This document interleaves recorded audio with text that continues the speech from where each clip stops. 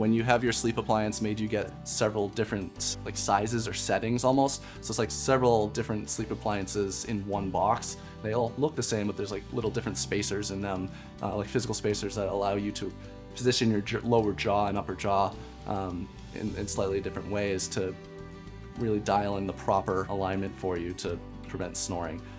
I got used to it within one night's sleep. It was pretty straightforward, and now it's strange if I go to bed just forgetting it. It's like something feels different to me. So my wife is sleeping better, I'm sleeping better, we're all sleeping better, and that's what we asked for.